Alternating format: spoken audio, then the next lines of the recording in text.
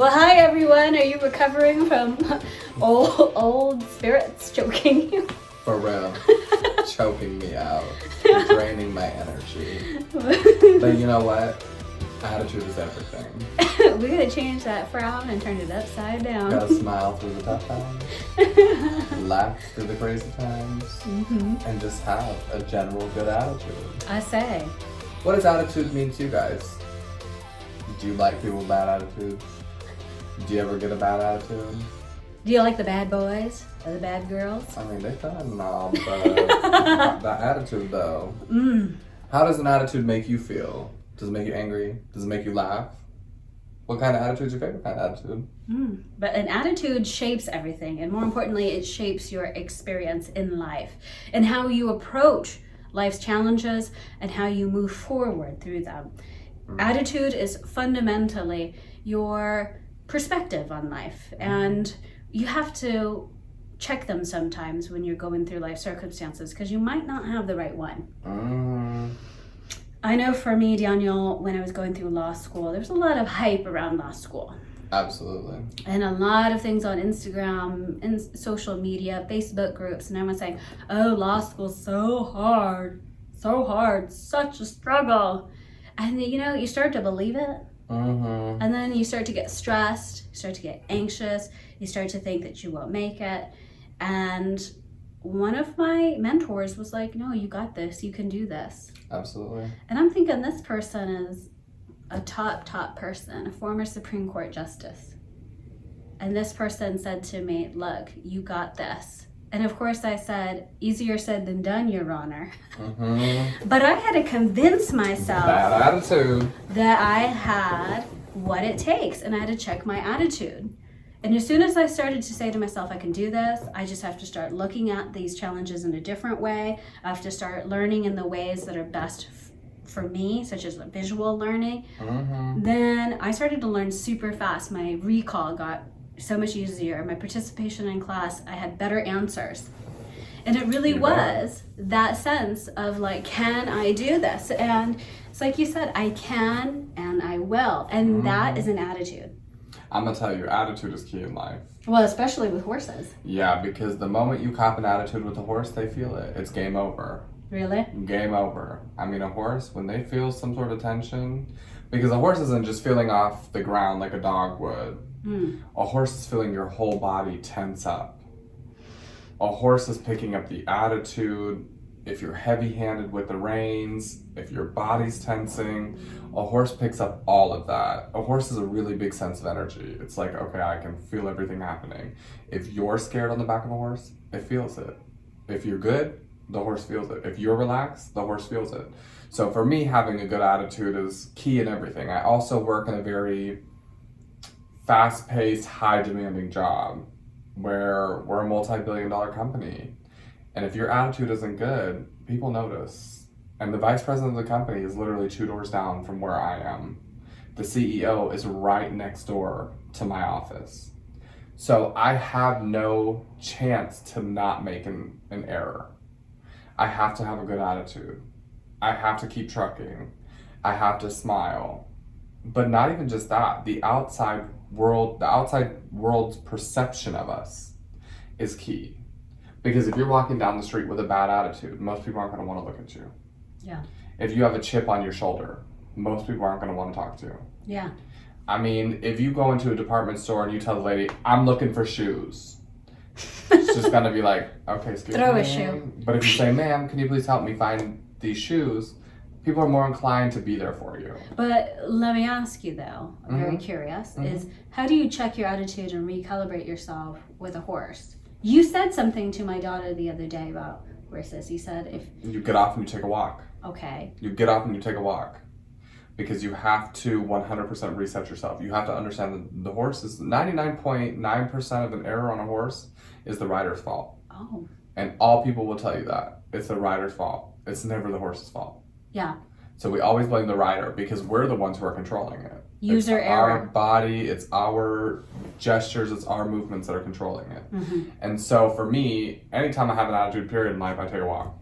I'm like, let me go take a walk because my attitude's getting ugly. And I'm not an ugly person.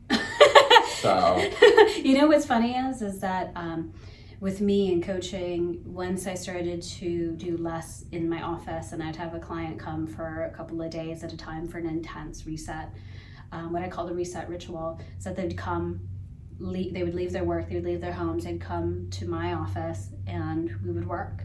And one of the best ways, the best tool for helping a client change their attitude is I would actually lead them on a walk around my neighborhood or even a walk on the beach and get them to talk about all the challenges, all the problems, all the things that are in their mind. Because literally, as you were walking forward, you're kind of like leaving all those old thoughts down. And as the dialogue begins to exchange, then they're picking up new thoughts along the way. It's like picking up roses. that's good. I like that. So it's always the concept of moving forward.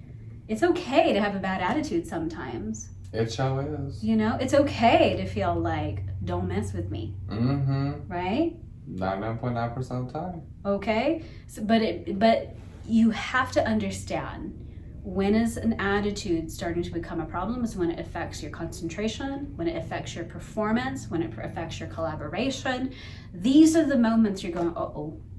Can't be happening. Oh, I tell you what, when I got my first midterm and I saw that C, and a lot of people are like, in law school, well, C's normal. Not in my concept of myself. But the thing was, I'm going to say this, I'm going to own this. As I walked into taking those midterms, already having that attitude like I'm not prepared, my professors didn't prepare me, I don't know enough, I'm not confident. I walked right into that with that attitude. And I got that C. I didn't fail. But you got that C. But I got that C. And you want to know what? Cried for a Mm-hmm. day. I cried for a day and I said, I have to change this. I know there are times I get attitudes with some of our employees that we work with because I get annoyed by stupid questions. And I get a bad attitude. But you can't have that because there's no such thing as a stupid question. That's right. So you impatient. yeah, and I have to reset. I have to walk away, take my dog on a walk, take a breather, calm down. It's not easy. But your attitude is everything. Yeah. You cannot walk into somewhere and demand something. You have to be like, can you help me find this? Can you this? Can you that? Whatever you gotta take to wipe that attitude clean is everything.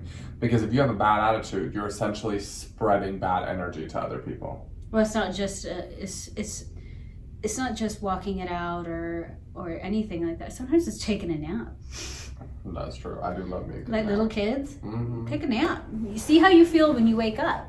Amazing. I love me a good nap, like for real. Sometimes if we have mental overwhelm, it's usually because we're mentally tired. A lot of people think I'm tired, because I did so much. Usually it's because you've thought a lot. Mm-hmm. And most of the fatigue that we experience, or even physical tiredness, is mental fatigue. Mm-hmm. And you get so overwhelmed mentally, and you keep trying to push through all these things that you need to do. Sometimes just like retreat, take a nap, Mm-hmm. have a glass of water, and see how you feel about what's going on. Mm-hmm. I know it's simple. Eat some cake. It's That always simple. helps me, eating cake or ice cream. Or chicken wings. Chicken wings. I love me some chicken wings. That's That's my favorite. I always That helps my attitude reset that food. Yeah, I hear you in the drive-through getting some chicken. Every time we talk and I get done at the gym, I literally go get some chicken. But not chicken wings. That's a special meal. Does it have chicken in it though? Every time. Okay. Chicken salad, chicken wrap, chicken sandwich. I love chicken. But it's a good way to recalibrate. Mm-hmm. Checking your attitude, feeling how you feel, asking yourself, is this attitude my thought? Did I just go into a really bad meeting and pull out? Or did my family fight and I'm just taking that vibe and I'm taking it to school or work? You know, like sometimes the attitudes or energies that you're feeling are not your own. Check it. Mm-hmm. Check it before you wreck it. Because it's funny that you say that because you can pick up a lot of attitude from your surroundings. Well, we talked about that and who you surround yourself episode. Mm-hmm. You can pick up a bad attitude just from people's negative energy being around you. You know what? That's true, because I do remember spending a summer with someone that I love, and this person had a negative attitude towards things, and it really filled me up with frustration. I pick up bad attitudes all the time. I'm like, ugh, I can feel this person's a bad attitude, and it sparks in me, and then I get angry. I'm like, don't even come near me. I'm like, please don't. People look at me and I get a bad attitude. But how I reset myself is I walk it out. It's true though. We were walking at the beach the other day and somebody People were looked at you looking at funny me. and you were about to throw down. I was. And I was like, maybe he's admiring your feet. I hope so. But it's just these types of questions that can help check your attitude. And I have to say, we went for a walk on the pier. It was a gorgeous little moment. And then you said, I'm going to feel good. I'm going to stick my feet in the water. Mm-hmm. And water is very calming. It is very... Poseidon was talking. Yeah. It's how I feel. The ocean is talkative. Oh. Communicative. Mm. But you know what? Doing activities can reset your attitude. Going for a walk, maybe going surfing, maybe listening to music. Mm-hmm. Going on a run, nature trail. But you know what I notice about all this is putting yourself in harmony with things that are in harmony. If you're listening to beautiful music, it puts you in harmony. If you walk with the dog, it'll put you in harmony. If you go out in nature, go for a swim, it puts you in harmony. It really is saying, I'm going to get out of this situation and my mind and the drama or stress that's going on. I'm going to put myself in harmony. And then when you walk back into that situation, your whole energy's changed. Absolutely. I know here in Southern California, we all talk about good vibes and good energy, but ultimately it just means bring a good attitude. Don't got good vibes. Oh! Half. Okay. You're not part of that half. I was about to say. But there are a lot of people that don't got good vibes. I think the biggest thing is just you need to know when and where to have a certain type of attitude and how to get yourself out of it to bring yourself back to peace. That's the key. You need to be able to know what are some methods for me that break my attitude. Correct. Am I hungry? Do I need a snack? Do I need a nap? Do I need a walk? Do I need advice? A lack of sleep gives you an attitude. When you're hungry, it gives you an attitude. So just make sure you're incorporating the right foods in your diet. Coffee gives me an attitude. On a normal day, I drink 9 cups of coffee. You have not been drinking that much coffee at my house. No, I haven't. You've I been haven't detoxing. I need to detox. It's just all about finding the right time and place to have an attitude and how to correct that attitude. What's a method you can do? Some people take deep breaths. Other people take a walk. Some people pet an animal. Same. I mean, there's so many things you can do Play to music. control it. Mm-hmm. Yeah, it's okay. You don't have to. An attitude is not a death sentence. An attitude is not a prison, but it can be shackles if you're not careful. So it really is at this point, as you've been following along with us in all these episodes, is going like, how do I check myself before I wreck myself, right? Mm-hmm. And getting down and touching your heart and saying, what will make me happy? Who am I? And ultimately, let me say, not what will make me happy. What am I allowing to block my happiness? Me, my happiness, I. That's a good one. What am I allowing to say, no, you're not allowed to be happy right now? Is it a person? Is it a place? Is it a thought? Is it a belief? Because I had that false belief with school. Oh, I'm not getting the support I need. Oh, I'm not learning all the things I need. And I got it in my paper and I'm like, wait a minute, the only person who took that test was me. Amen. So I need to check myself, and I got myself a tutor. I started learning in a different way, studying in a different way, offering help to other students who were also struggling that I could see. And then not only was I learning faster and doing better, but I was helping other people. And that's a way to recalibrate yourself. So make that choice and say, wait, who's in charge of my happiness? And am I giving my power to somebody else or something else or some situation or thought or fear? That could affect your attitude. So give that a thought. How do you check your attitude?